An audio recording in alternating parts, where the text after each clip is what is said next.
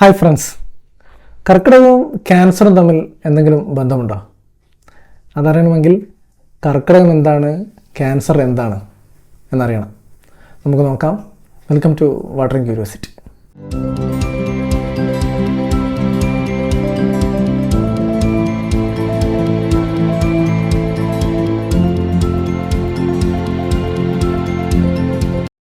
കർക്കിടകം എന്ന മലയാളം വാക്കിൻ്റെ അർത്ഥം ഞണ്ട് എന്നാണ്. നമ്മൾ സാധാരണ കൊളോക്കിയലായി കർക്കിടം എന്നൊക്കെ പറയാറുണ്ട്. മലയാളത്തിൽ അതുപോലെ തന്നെ കരിമ്പ്, കൂവളം, താമരക്കിഴങ്ങ് എന്ന അർത്ഥങ്ങളും കൂടെ കർക്കിടകത്തിനുണ്ട്. ഞണ്ടിനെ പോലെ തോന്നിക്കുന്ന ഒരു ഹസ്തമുദ്രയ്ക്കും കർക്കിടമുദ്ര എന്ന് പറയാറുണ്ട്. നാട്യശാസ്ത്രത്തിലും അഭിനയ ദർപ്പണത്തിലുമൊക്കെ ഈ ഹസ്തമുദ്ര സൂചിപ്പിച്ചിട്ടുണ്ട്. നമ്മൾ സാധാരണയായി കർക്കിടകം എന്ന് പറയുന്നത് ഒരു മലയാള മാസമാണ്. സൂര്യൻ കർക്കിടക രാശിയിൽ എത്തുന്ന സമയത്താണ് നമ്മൾ കർക്കിടക മാസം എന്ന് പറയുന്നത്. അതായത് ഒരു രാശിയിലെ നക്ഷത്രങ്ങൾ നക്ഷത്രക്കൂട്ടത്തിൻ്റെ രൂപം ഞണ്ടിൻ്റെ ആകൃതിയാണ്. ആ രാശിയാണ് കർക്കിടക രാശി എന്ന് പറയുന്നത്. അതിൽ സൂര്യൻ എത്തുന്ന സമയത്ത് നമ്മൾ കർക്കിടക മാസം എന്ന് പറയാറുണ്ട്. സാധാരണയായിട്ട് കർക്കിടകം എന്നും ഉപയോഗിക്കാറുണ്ട്. പക്ഷേ അങ്ങനെ ഒരു വാക്ക് മലയാളത്തിലില്ല. ശബ്ദധാരാവലിയിലൊന്നും അങ്ങനെ കർക്കിടകം എന്നുള്ളൊരു വാക്കില്ല. കർക്കിടകം അല്ലെങ്കിൽ കർക്കിടം എന്ന വാക്ക് മാത്രമാണ് മലയാളത്തിലുള്ളത്. മെസൊപ്പൊട്ടോമിയക്കാരാണ് ആദ്യമായിട്ട് ഈ നക്ഷത്രക്കൂട്ടങ്ങളെ ഓരോ ജീവികളുടെ രൂപങ്ങളായി ബന്ധപ്പെടുത്തി പേര് നൽകി തുടങ്ങിയത്. മെസൊപ്പൊട്ടോമിയയിലെ ആദ്യകാലത്തെ മെസൊപ്പൊട്ടോമിയൻ സംസ്കാരത്തിൻ്റെ ഭാഗമായിരുന്ന സുമേറിയക്കാർ അൽ ലുൽ എന്നുള്ള അതൊരു ഞണ്ടാണെന്നാണ് പറയുന്നത്. അൽ ലുൽ എന്നാണ് അതിന് പേര് കൊടുത്തത്. പിന്നീട് ചില സ്ഥലങ്ങളിൽ ഇത് വണ്ടായിട്ടും ലോബ്സ്റ്ററായിട്ടും പിന്നെ ആമയായിട്ടൊക്കെ ചിത്രീകരിച്ചിട്ടുണ്ട്. പക്ഷെ എന്തായാലും ഈ രാശി അല്ലെങ്കിൽ ഈ നക്ഷത്രക്കൂട്ടം കൂടുതലും ഞണ്ടായിട്ട് തന്നെയാണ് ചിത്രീകരിച്ചിട്ടുള്ളത്. ഈ ബാബിലോണിയൻ, അതായത് മെസൊപ്പൊട്ടോമിയൻ സംസ്കാരത്തിൻ്റെ ഭാഗമായിരുന്ന ബാബിലോണിയക്കാരാണ് ആദ്യമായിട്ട് ഇങ്ങനെ 360 ഡിഗ്രിയുള്ള ഈ വൃത്തത്തെ 12 ഭാഗങ്ങളാക്കി 12 രാശികളൊക്കെ ആക്കി തിരിച്ച അറിയാലോ. ഈ ബാബിലോണിയൻ നിന്നാണ് പിന്നീട് ഇത് ഗ്രീക്ക് അസ്ട്രോളജിയിലേക്കും പിന്നീട് അവിടുന്ന് റോമൻ അസ്ട്രോളജിയിലേക്കും അതുവഴി പിന്നെ ഇന്നത്തെ വെസ്റ്റേൺ അസ്ട്രോളജിയിലേക്കൊക്കെ വന്നത്. അപ്പോഴും ഈ നക്ഷത്രക്കൂട്ടം ഞണ്ടായിട്ട് തന്നെയാണ്, ഞണ്ടിൻ്റെ രൂപത്തിൽ തന്നെയാണ് നിലനിന്ന് പോരുന്നത്. ബാബിലോണിയയിൽ നിന്നും ഗ്രീസിലേക്ക് എത്തിയപ്പോൾ, അതുപോലെ ഗ്രീക്ക് അസ്ട്രോളജിയിലേക്ക് എത്തിയപ്പോൾ അവരിതിന് ഞണ്ടിൻ്റെ രൂപമായതിനാൽ അന്നത്തെ ആൻഷ്യൻ്റ് ഗ്രീക്കിലെ ഞണ്ടിന് ഉപയോഗിക്കുന്ന വാക്കായ കർക്കിനോസ് എന്ന് പറയുന്ന വാക്കാണ് ഇതിനിട്ടത്. ഈ വാക്ക് അന്ന് ടോളമിയും ഇറാത്തോസ്തനീസും ഇവരൊക്കെ ഉപയോഗിച്ചിട്ടുണ്ട് പല കൃതികളിലും, കർക്കിനോസ് എന്നുള്ള വാക്ക്. അത് പക്ഷെ പിന്നീട് റോമിലേക്ക് എത്തിയപ്പോൾ അവർ ആ പേര് മാറ്റിയിട്ട് അവർ ലാറ്റിനിൽ ഞണ്ടിന് ഉപയോഗിക്കുന്ന, ആൻഷ്യൻ്റ് ലാറ്റിനിൽ ഞണ്ടിന് ഉപയോഗിക്കുന്ന വാക്ക് ക്യാൻസർ എന്ന് പേരിടുകയാണ് ചെയ്തത്. ഇതിന് പിന്നിലൊരു കഥയുണ്ട്. അങ്ങനെ ക്യാൻസറിന് ഇടാനുണ്ടായ രൂപം മാത്രമല്ല, അത് അവരുടെ മിത്തോളജിയായിട്ട്, അത് ഗ്രീക്ക് മിത്തോളജിയും റോമൻ മിത്തോളജിയായിട്ടൊരു കണക്ഷനും കൂടെ അവർ ഉണ്ടാക്കിയിട്ടുണ്ടായിരുന്നു. ഈ ക്യാൻസർ എന്ന് പറയുന്ന നക്ഷത്രക്കൂട്ടം, അത് ഞണ്ടിൻ്റെ ആകൃതിയുള്ള നക്ഷത്രക്കൂട്ടത്തിന് പേര് വരാനുള്ള കഥ, ഗ്രീക്ക് മിത്തോളജിയിലെ കഥ ഇങ്ങനെയാണ്. ഹെരാക്ലിസും അതേപോലെ ഹീരയും തമ്മിലുള്ള, ഹെരാക്ലിസിൻ്റെ രണ്ടാം അമ്മയായ ഹീരയും തമ്മിലുള്ള ഒരു കുടിപ്പകയുടെ കഥയാണത്. ഹെരാക്ലിസിൻ്റെ അച്ഛനായ സ്യൂസിൻ്റെ മറ്റൊരു ഭാര്യയാണ് ഹീര. അത് റോമൻ മിത്തോളജിയിൽ എത്തുമ്പം ഹെറാക്ലിസിന് പകരം ഹെർക്കുലിസും, സ്യൂസിന് പകരം ജൂപ്പിറ്ററും, ഹീരക്ക് പകരം ജൂണോയും ആയി മാറും. പക്ഷെ കഥ ഏകദേശം ഇങ്ങനെ തന്നെയാണ്. അവിടെ ഉണ്ടായിരുന്ന ലെർണ എന്ന് പറയുന്ന ഒരു വലിയ തടാകത്തിലെ ഒരു ഭീകരനായ ജീവി, ഹൈഡ്ര എന്നാണ് അതിൻ്റെ പേര്. ആ ഹൈഡ്രയെ കൊല്ലാൻ വേണ്ടിയിട്ട് ഹെർക്കുലീസ് അല്ലെങ്കിൽ ഹെറാക്ലിസ് ശ്രമിക്കുന്നതാണ് കഥ. അതിനിടെ ഈ ഹെർക്കുലീസിനെ അല്ലെങ്കിൽ ഹെറാക്ലിസിനെ പരാജയപ്പെടുത്താൻ വേണ്ടിയിട്ട് ഹീര ആ തടാകത്തിൽ തന്നെയുള്ള മറ്റൊരു ഭീകരനായ ഞണ്ട്, അതിൻ്റെ പേര് ക്യാൻസർ എന്നായിരുന്നു, അയക്കുന്നു. പക്ഷേ ഹെർക്കുലീസ് അല്ലെങ്കിൽ ഹെറാക്ലിസ് ആ ഞണ്ടിനെ, ക്യാൻസർ എന്ന ഞണ്ടിനെ കൊല്ലുകയാണ് ചെയ്യുന്നത്. പക്ഷേ ഹീര ആ ക്യാൻസർ എന്ന ഞണ്ടിൻ്റെ ഒരു ഉപകാര സ്മരണക്ക് അതിനെ ആകാശത്തിൽ പ്രതിഷ്ഠിച്ചു എന്നാണ് കഥ. അങ്ങനെയാണ് ആകാശത്തിലൊരു നക്ഷത്രക്കൂട്ടത്തിന് ക്യാൻസർ എന്ന പേര് വന്നതായിട്ടാണ് കഥ. ഈ കഥയുടെ ഉത്ഭവം എന്ന് പറയുന്നത് മെസൊപ്പൊട്ടോമിയയിലെ ഒരു ഇതിഹാസ കഥ തന്നെയാണ്. നിന്നൂർത്ത എന്ന് പറയുന്ന ദേവൻ മിഷ്മാഹു എന്ന് പറയുന്ന ഒരു മോൺസ്റ്റർ ഭീകര സർപ്പത്തെ കൊല്ലുന്ന ഒരു കഥയിൽ നിന്നാണ് ഈ ഗ്രീക്കിലും റോമനിലൊക്കെ ഈ കഥ വന്നിരിക്കുന്നത്. അത് പേർഷ്യനിലും മറ്റു ഇന്ത്യൻ മിത്തോളജിയിലും ഒക്കെ ഇങ്ങനത്തെ ഈ കഥ ഉണ്ട്. എന്തുതന്നെയാലും ഈ ഗ്രീക്ക് റോമൻ മിത്തോളജിയിലുള്ള ഈ കഥ പിന്നീട് വെസ്റ്റേൺ അസ്ട്രോളജിയിൽ ഇന്നും നമ്മൾ കർക്കിടക രാശിയെ വെസ്റ്റേൺ അസ്ട്രോളജിയിൽ വിളിക്കുന്നത് ക്യാൻസർ സോഡിയാക്ക് എന്നാണ്.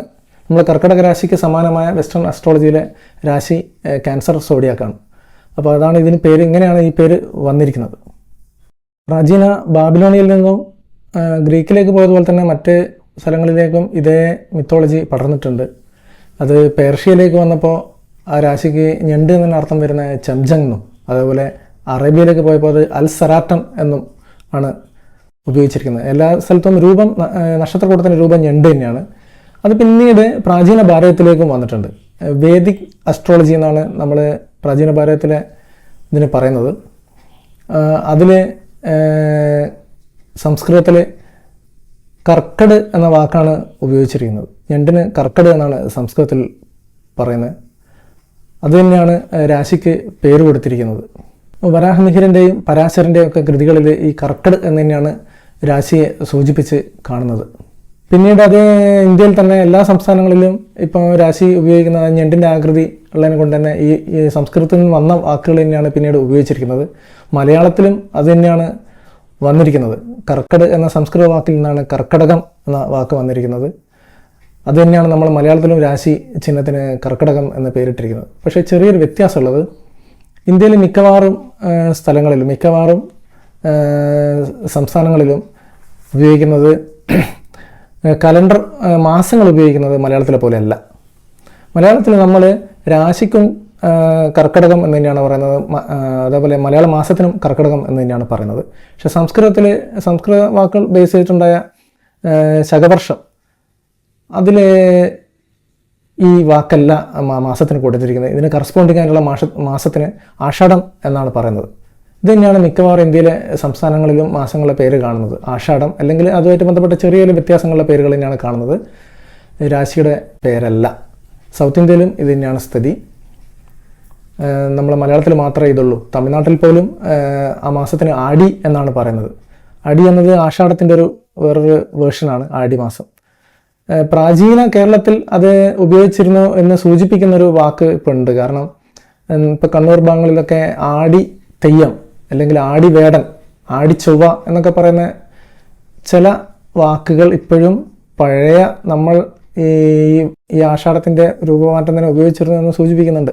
പിന്നീട് കൊല്ലവർഷം വന്നപ്പോഴാണ് ഈ മാസം, രാശിയുടെ മാസം തന്നെ കർക്കിടകം എന്നുള്ള പേര് മാസത്തിന് വന്നതെന്നാണ് കരുതപ്പെടുന്നത്.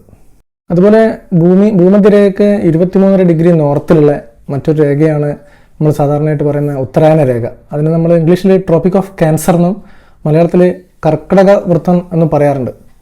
അതായത് സൂര്യൻ ഈ രേഖയ്ക്ക് നേരെ വരുന്നത് കർക്കിടക രാശിയിലാണ്, അല്ലെങ്കിൽ ക്യാൻസർ സോഡിയാക്കിലാണ് സൂര്യൻ ഈ രേഖയ്ക്ക് നേരെ മുകളിൽ വരുന്നത് എന്നാണ് പറയുന്നത്. അതുകൊണ്ടാണ് ഈ രേഖയ്ക്ക് 23 ഡിഗ്രി നോർത്ത് രേഖയ്ക്ക് ഇങ്ങനെ ട്രോപ്പിക് ഓഫ് ക്യാൻസർ അല്ലെങ്കിൽ കർക്കിടക വൃത്തം എന്ന പേര് കൊടുക്കാൻ കാരണം. ഇതിൽ ചെറിയ ചില വേരിയേഷൻസ് ഒക്കെ പറയുന്നുണ്ട്. വെസ്റ്റേൺ അസ്ട്രോളജിയും ഇന്ത്യൻ അസ്ട്രോളജിയും തമ്മിൽ ചെറിയ വ്യത്യാസങ്ങളുള്ളത് കാരണം ഇപ്പോൾ അങ്ങനെ അല്ല എന്നൊക്കെ പറയുന്നുണ്ട്. പക്ഷേ അത് ഉണ്ടാവുന്ന കാലത്ത് അല്ലെങ്കിൽ ഒരു 2000 വർഷങ്ങൾക്കൊക്കെ മുന്നേ ഇത് കറക്റ്റായിരുന്നു എന്നാണ് പറയുന്നത്.